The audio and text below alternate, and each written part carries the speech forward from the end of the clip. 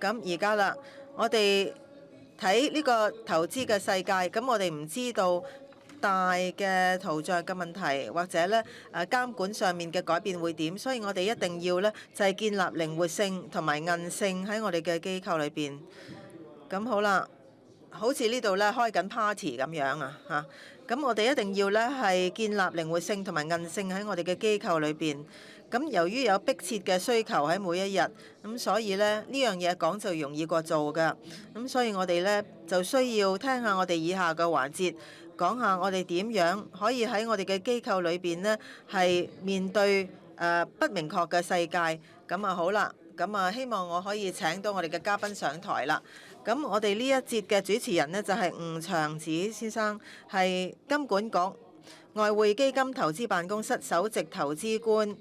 咁另外呢，我哋就係有以下嘉賓：李浩基 Aspex Management 創辦人兼首席投資官；Michael J. Sachs 係 GCM 格羅夫納主席兼行政總裁。咁另外仲有呢，就係趙鵬城堡證券首席執行官。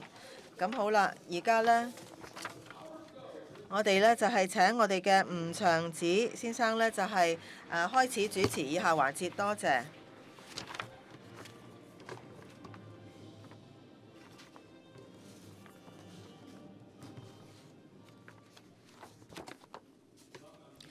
歡迎大家嚟到呢一個環節啦。咁呢就係關於應對逆境。咁我呢就係直接開始啦，同阿趙鵬開始講先嚇。阿鵬，歡迎你返嚟喎。你呢就係城堡證券首席執行官嚇。咁你個人嘅旅程呢，一直都係好啟發到我哋㗎。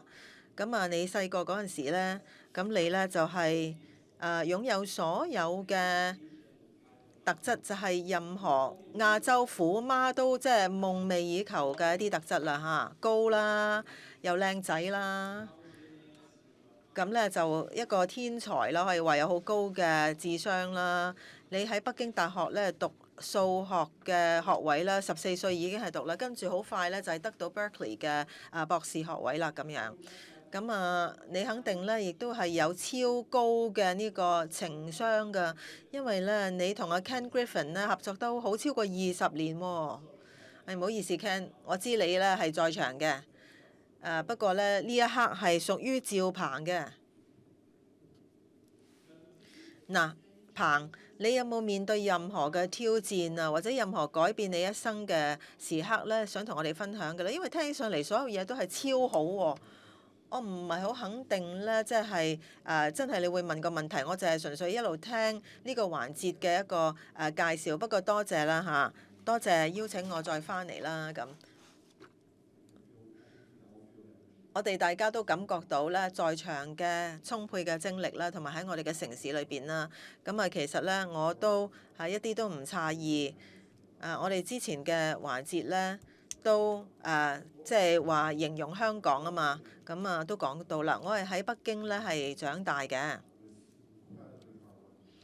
咁我嘅父母咧係超級勤奮嘅，佢哋係第一代嘅企業家啦，喺中國喺90年代嘅時候，咁感覺上咧就唔似係挑戰嘅。如果我老實講嚇，但係如果係諗翻轉頭，我爸爸其實喺90年代喺香港工作㗎，咁咧就帶咗好多好好嘅記憶啦嚇俾我，咁所以香港感覺上就好似我第二個家咁。咁其實我咧就係由我媽媽咧單獨咧係80年代喺北京咧湊大嘅。咁我媽媽咧就離開佢當時嗰個成衣嘅工作，就開佢自己嘅公司。咁有好多嘅責任啦。對於一個10歲、12、14歲嘅一個小朋友喺間屋企裏邊，佢有好多責任啦。咁要確保我嘅母親又得到好嘅照顧啦，我祖父母都係，但係同一時間我又要集中做學校嘅學業啦。咁我喺嗰個年代成長就有咁樣嘅體驗啦，連同我喺香港接觸嘅嘢。即係話有啲乜嘢令香港成為咁精彩嘅城市呢？金融市場啦、股市啦，全部都係支撐住呢方面嘅一個基礎。咁啊，呢一個組合呢，好大程度呢就係令到我變成而家咁樣嘅。咁我想講一點咧，就係話啲人今日所有而我當時係冇嘅係咩咧？就係話雖然有個慾望、渴望係進入呢個金融業，然後諗下點樣利用我嘅數學嘅技巧去諗下點樣買賣股票。咁呢個其實咧係即係一個機會。喺90年代嘅時候，中國仍然係喺度建構佢嘅金融市場，但係香港已經有全世界其中一個最大嘅金融市場，就好似而家咁。但係咧，嗰陣時喺北京咧就冇一個咁樣嘅事業嘅通路，即係話喺北京讀大學攞個學位，然後咧就喺其中一間頂尖嘅金融機構度咧揾到份工咁樣。今日就有咁樣嘅機會啦。咁呢個係一個好大嘅改變同埋機會，係我哋以前冇嘅。不過咧我冇投訴嘅，非常好。咁其實城堡咧係世界上其中一個最大嘅做市機構啦，大過高盛、大過摩根大通、摩根士丹利咁樣啊。係因為你係領導者嘛，係啦。我哋亦都睇得到你喺香港咧，就係點樣成長啦，超過34年。咁點解香港咧？香港有啲咩優勢係比城堡證券咧？我哋有冇足夠高智商、高情商嘅人才俾你哋用咧？我諗你而家就講緊頭號嘅原因，香港有嘅係乜嘢咧？就係呢個地方就係人才想嚟嘅地方，咁呢個係兩面嘅一個原因啦，但係互相交織嘅。咁你講到生活質素啦、教育質素啦、安全啦，其實就係其中一個最好嘅嚟到生活嘅城市啦，建立你嘅事業啦、成家立室啦嚇咁，所以係一個人才嘅樞紐。咁呢度嘅人才嘅密度啦，同埋咧即係話，尤其是喺科技啦、金融、銷售方面嘅人才啦、管理啦咁等等，咁真係無可比美㗎啦。而同一時間呢，點解會係咁樣呢？亦都係好大嘅關係啦，就係因為香港係一個咁營商友善嘅環境啊。我哋可以講咧，就係話資金可以自由流動啦，有法治啦。我哋又可以講咧，就係高度寬鬆同埋好歡迎嘅一個政府同埋監管機構啦，係幫助商業，同一時間又監管我哋啦咁。咁但係喺下面咧就係文化啦。呢度嘅文化咧就係好鼓勵咧，就係冇風險啦、創業啦，同埋咧就係即係嗰啲好能夠創新嘅人。即係如果你係一個有野心嘅人，願意冒風險，願意投入好大嘅努力，去做一啲嘢，建立你嘅事業，呢個就係其中一個最佳嘅城市應該去咁做㗎啦。咁仲有其他嘢啦，就係人才都喺呢度，所以我哋必須要嚟呢一度。好多謝你嘅答案。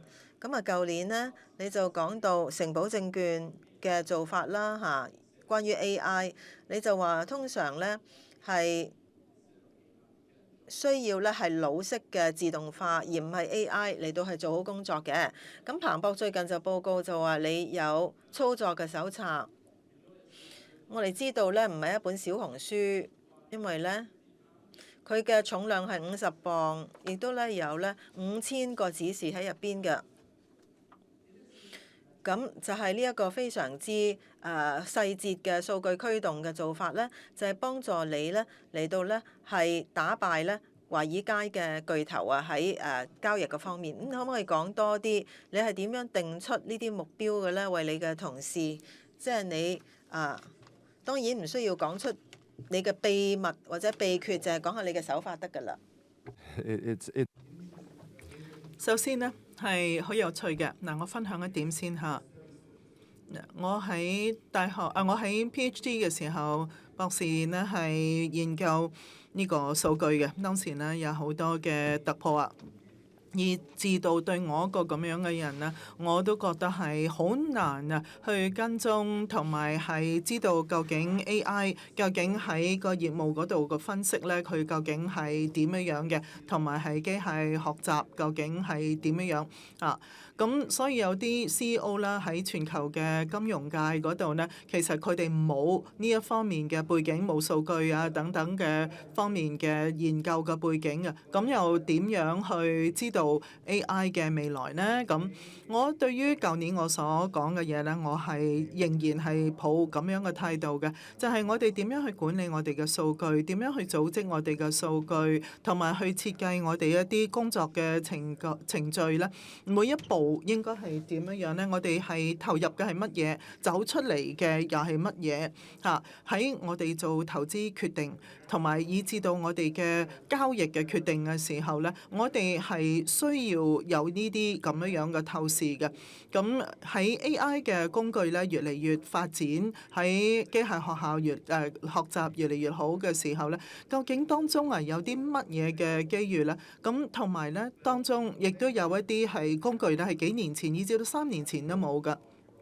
咁但係呢一個嘅程序嘅守則，呢個手冊咧係仍然係一樣嘅，即係話乜嘢去進入嗰個程序，乜嘢走出嚟，中間嗰啲科技嘅組成嘅部分，同埋人嗰個部分咧，呢啲係穩實嘅，呢啲一定都係真嘅。咁所以咧，我哋就要好集中，要明白究竟呢啲究竟係乜嘢，我哋究竟大家都喺度做緊啲乜嘢？呢個咧就係推動我哋嘅公司咧係可以得到咁樣嘅表現嘅一個重要嘅方面。咁AI 係一個科技嘅一個發展嘅方面啦。咁我亦都係相信咧，通過 AI 會有更加多、超級多嘅一啲能量。係啊，係呢度咧，我哋有啲朋友嚟自高盛同埋 JP Morgan 啊。頭先講到你係佢哋嘅一個贏咗佢哋啦。咁突然間你哋出去嘅時候咧，行唔同嘅門啊嚇。我講笑啫嚇。Hermes 請問你咧係 Aspect 嘅創辦人同埋首席投資官，亦都係最成功喺香港本地嘅對沖基金啊！近年嚟係好成功㗎，以至到你成功到咧，你都唔使打呔上台啊！我見到嚇，你平均咧係年化嘅回報咧係超過30%嘅，你個 AUM。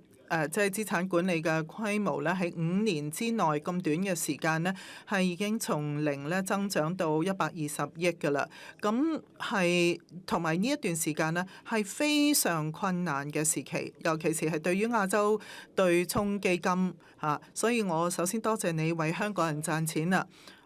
Hermes， 你真係一個土生土長嘅人，你可唔可以講下你嘅香港本地嘅學校嘅一個窮小孩，到而家成為一個咁成功嘅對沖基金嘅創辦人呢？係啊，因為我係香港人，所以被邀請啊。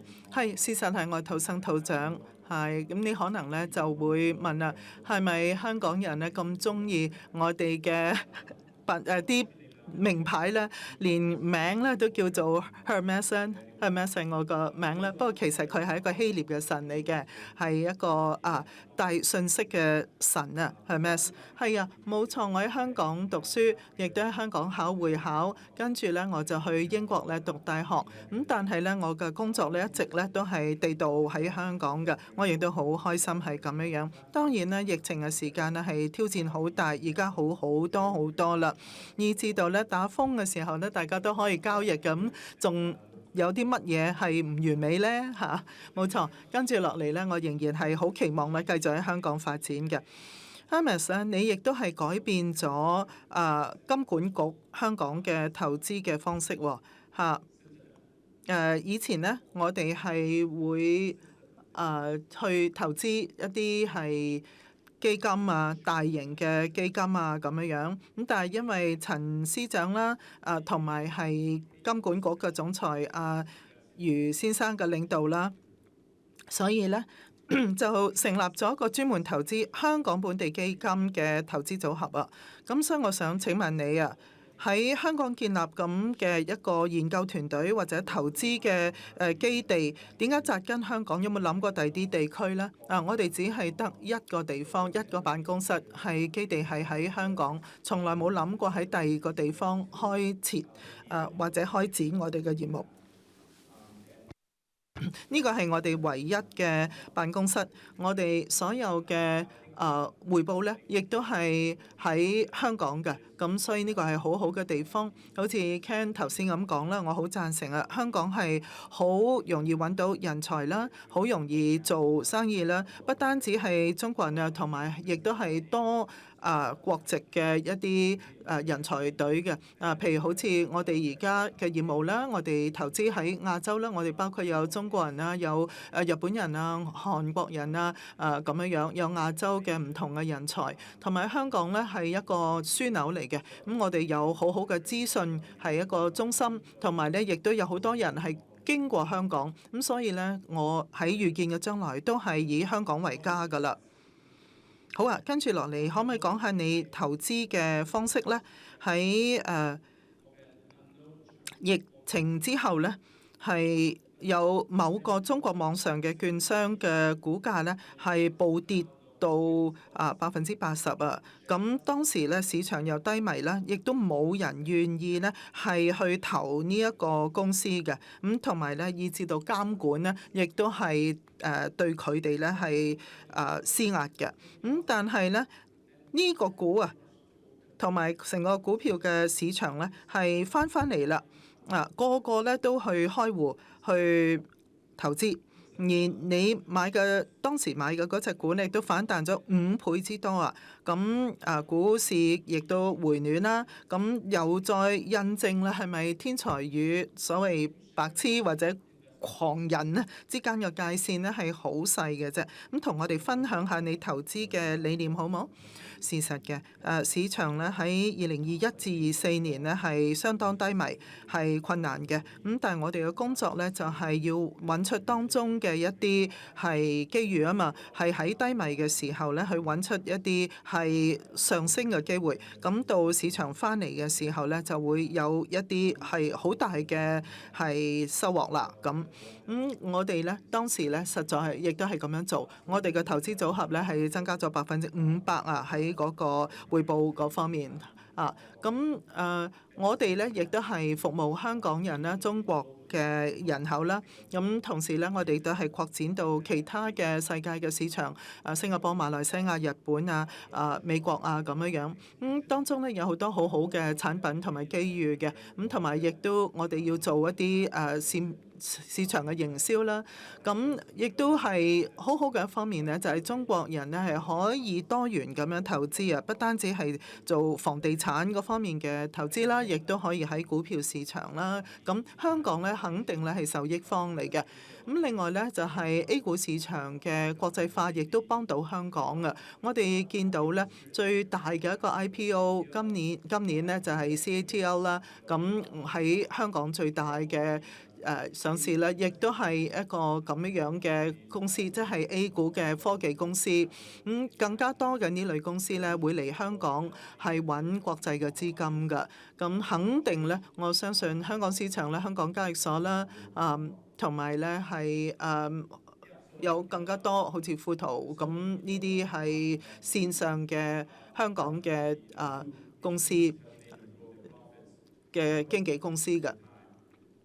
係市場咧，亦都係擴大咗好多。尤其是我哋回想到2021年嘅時候咧，係當時咧股票咧係跌咗2/3啊！當時個情況真係好嚴峻嘅。但係公司呢，係過去嗰3年咧，將佢嘅盈利咧係增加咗3至4倍㗎啦。咁即係話你如果係有咁嘅持久力，你投資係可以穩守嘅話咧，將會咧係有好好嘅一啲回報嘅。包括一啲我哋嘅股價係非常之好啊！希望你繼續咁成功嚇。跟住落嚟，我哋想問下 Michael。Michael 咧，你係少數派嚟嘅因為咧你係一個資深嘅民主黨人啊，亦都係咧奧巴馬總統基金會嘅主席。咁你咧亦都係主要嘅募捐人。聽講咧最近咧民主黨嘅全國大會喺芝加哥舉行咧，都係部分原因係因為你。究竟而家民主黨個情況係點咁同埋喺美國嘅中期總統大選嘅民主黨又將會係點呢？係啊，好多人都係想問呢個問題嘅。嗱，今個禮拜咧，我哋將會有更加多嘅信息咧。尋日咧就係嗰啲選票咧，仲喺度數緊啦，加州咧仲喺度數緊，喺中部咧，而家今日咧應該有嗰啲數票嘅結果啦。係我哋尤其是要觀察嘅咧，就係究竟民主黨嘅選民有幾多人出嚟去投票。即係呢個就代表佢哋嘅熱誠有幾多啦，咁同埋非常重要嘅咧就係一啲獨立嘅選民啊，佢哋點樣去投咧？嗱，我哋今朝一路過嚟嘅時候咧，嚟呢個場地嘅時候咧，其中一點係好重要嘅咧，就係維珍尼亞州啊，係佢個州長有 Allenberg Schamberger 嘅女士啦。佢係將會係第一個女性嘅維州嘅州長啦，咁係喺投票嘅時段之後咧，係覺得喺維州咧係見到咧係民主黨派咧應該係相當強勁嘅，咁另外咧就係新澤西州嘅州長嘅候選人呢，亦都係一位女士啊嚇，亦都係一位民主黨人啊嚇。佢似乎咧係有35%嘅領先嘅，咁所以咧係可能啊係等於咧係呢兩位女士咧，佢哋其實都係一啲比較中間嘅，即係喺嗰個政治頻譜比較中間定位嘅人咧佢哋都受到係追捧嘅。咁即係等於嗰啲獨立嘅投票人咧，佢哋係講咗嘢啦，佢哋表示咗佢哋嘅偏好啦。咁同時咧，我哋係見到咧，係譬如喺維州嗰個選舉咧，佢唔係係同競爭對手喺度對賽嘅，其實佢係同總統美國個總統喺度對住做選舉啊。咁所以咧，我哋可以見到2024年嗰個大選咧，即係州長嘅選舉咧，我哋就見到咧係好清晰嘅一個係中間溫和派嘅一個即係選舉嘅結果㗎，包括係紐約啦嘅民主社會立場嘅Mondani 啦嚇，亦都係贏咗出嚟㗎。咁所以咧，即係我嘅分析咧，就係今個禮拜咧，我哋會見到嗰個選舉嘅結果啦。咁而加州咧，而家仲喺度數票啦，可能咧係會分派更加多嘅民主黨嘅票咧，係俾之前咧係更加多嘅，咁而係由而家以至到係明年嘅秋天咧，我哋會見到德薩斯州啦，同埋其他嘅一啲嘅競賽咧，係會顯示更加多嘅結果。我覺得民主黨啊係仍然係一個比較好嘅一個地步㗎。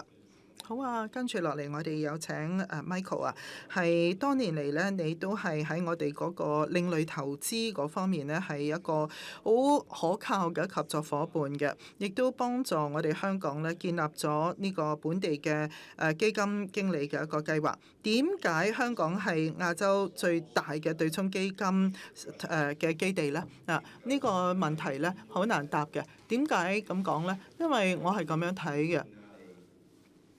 就係其實呢一個唔係一個對話，其實呢就係香港倫敦、香港紐約，而唔係香港同其他嘅亞洲嘅城市之爭。因為呢係喺投資嘅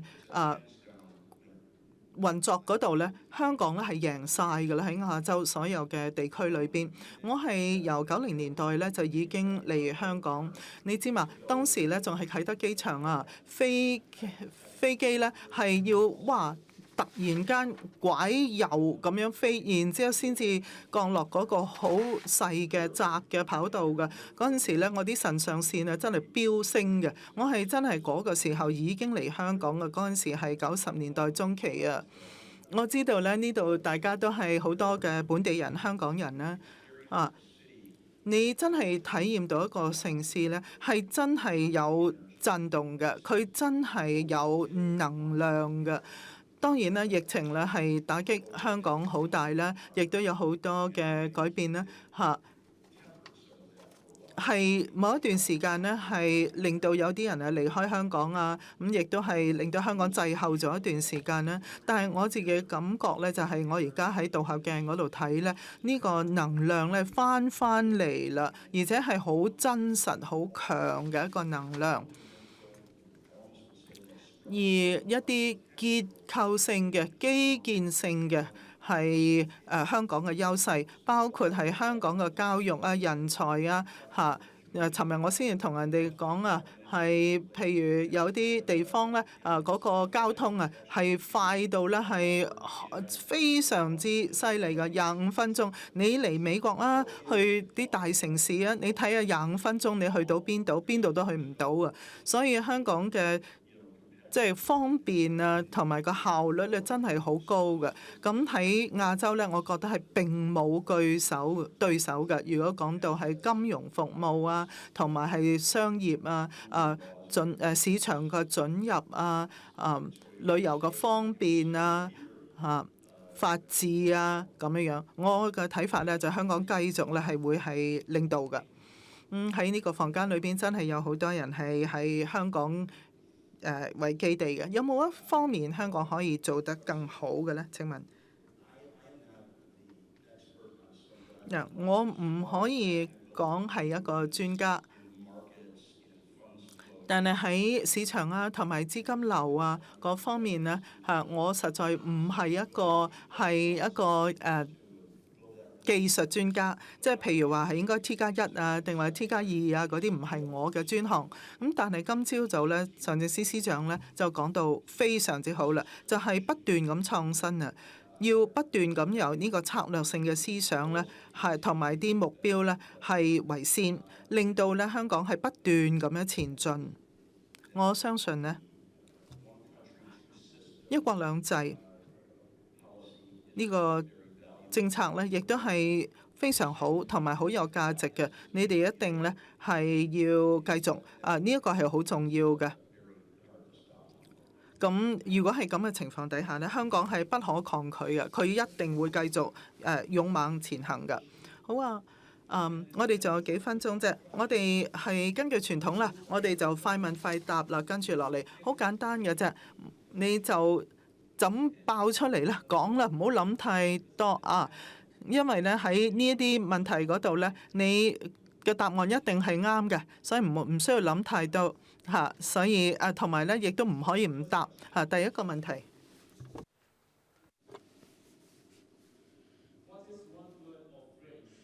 可唔可以講一個字或者一個短句去描述2026年嘅展望啊？Jamie Dimon 呢就話係曱甴，Elon Musk 就話1萬億咁樣。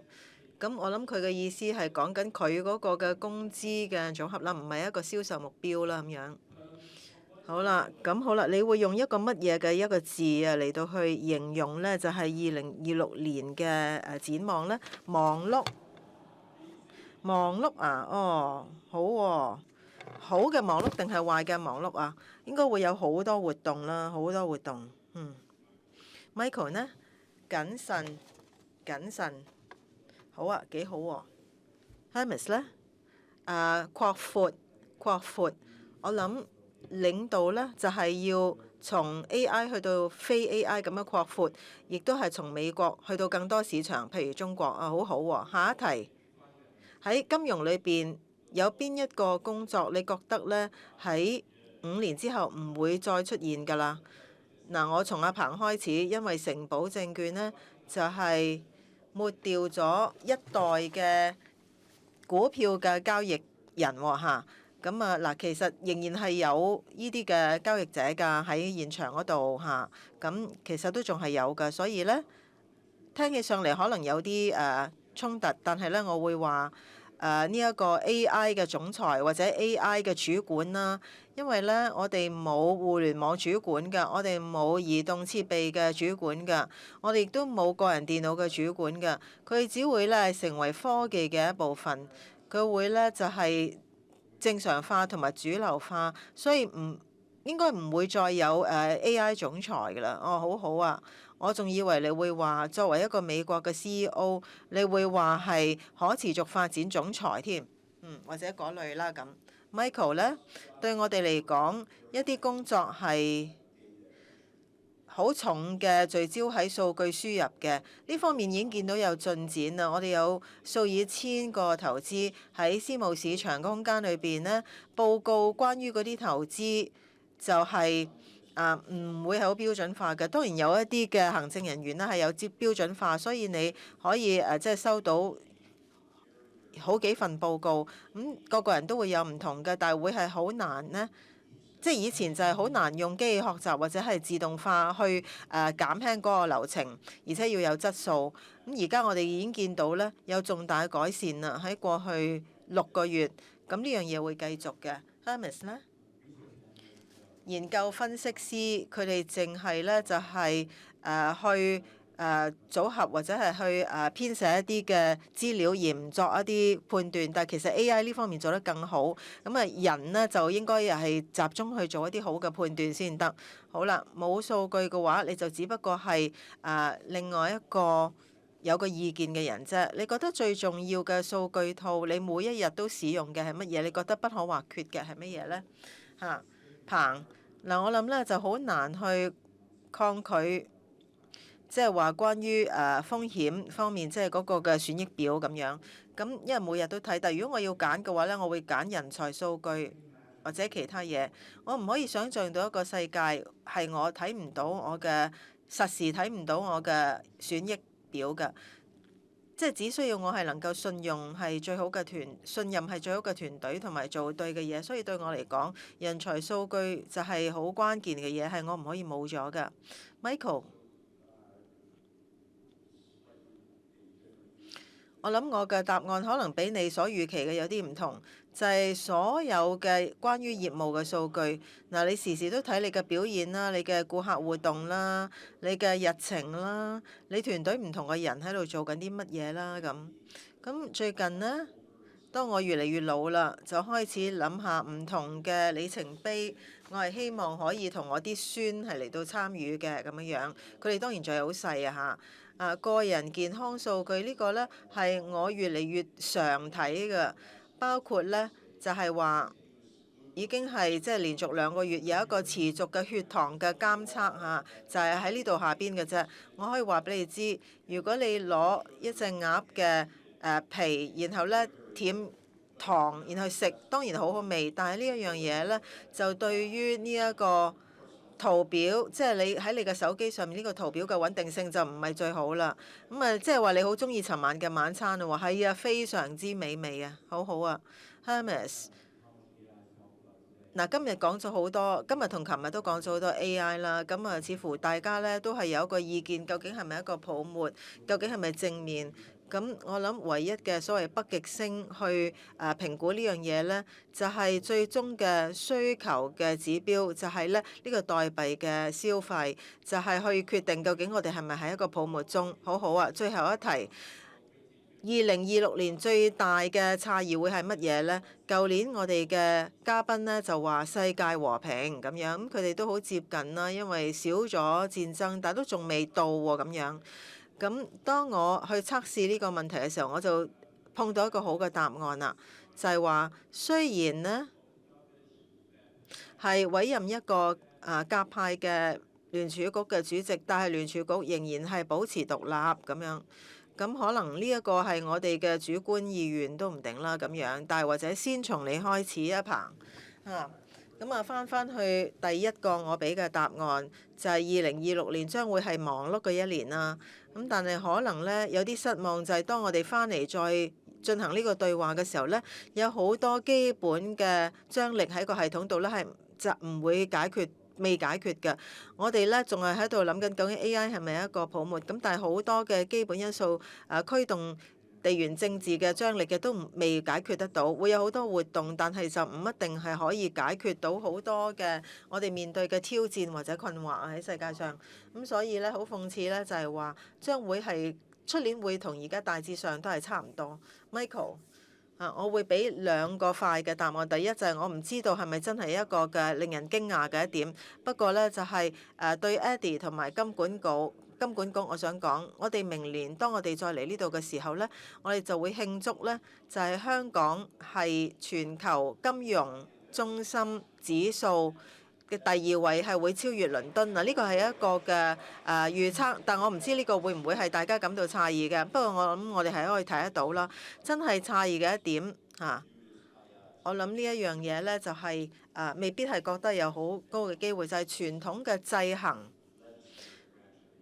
即係同美國政府嗰個立法部門嗰個制衡咧，傳統嘅制衡咧，喺來年會重新出現。如果呢啲選舉咧顯示咗共和黨係碰到麻煩啦，咁你會見到國會裏邊有更多嘅成員咧會企起身，會係要求有一啲嘅監督。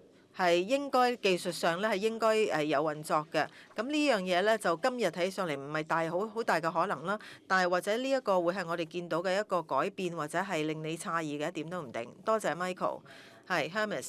中國市場咧已經連續2年做得幾唔錯，但係我哋仍然見到好多人呢。佢哋就話永遠唔會再投資喺中國市場啦。喺新冠疫情之後，咁我諗咧呢一啲人呢，會有一部分呢啲人呢，會再擺翻中國股票喺佢哋嘅組合啊。明年，因為啲人嘅記憶總係好短嘅，佢哋都係希望可以有表現嘅，係擴闊係嘛？好多謝大家，我哋已經係唔夠時間啦。請大家對嘉賓熱烈鼓掌啊！